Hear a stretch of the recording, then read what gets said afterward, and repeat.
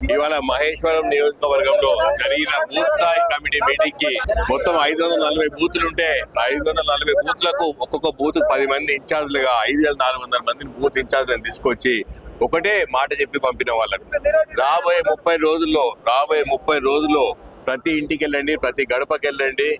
మొన్న రేవంత్ రెడ్డి గారు చెప్పి మనమైతే ప్రభుత్వం పగ్గాలు చేపట్టినామో ఆ ఇచ్చిన 6 గ్యారెంటీలు ఎట్లా అమలు చేస్తారో చెప్పండి. గ్యారెంటీలు అమలు చేసిన 4 గ్యారెంటీల గురించి మాట్లాడండి, అమలు చేయబోయే గ్యారెంటీల గురించి కూడా మాట్లాడాలి. 6 గ్యారెంటీలు అమలు అయ్యే గ్యారెంటీ మాది అని చెప్పి బూత్ కమిటీ మెంబర్లకు చెప్పాలని చెప్పడం జరిగింది. మొన్న కాంగ్రెస్ పార్టీ మేనిఫెస్టోలో కూడా 5 న్యాయ్ అని చెప్పి 5 న్యాయ్ 25 పటాకే అని చెప్పి ఏవైతే చేసినరో ప్రతి ఒక్కటి అమలు అవుతుంది. దాంతో అన్ని సామాజిక వర్గాలు, యువత, వ్యవసాయదారులు, మహిళలు, శ్రామికులు అందరూ రాబోయే రోజుల్లో అద్భుతాలు చూడబోతుందని చెప్పడం జరగబోతుంది.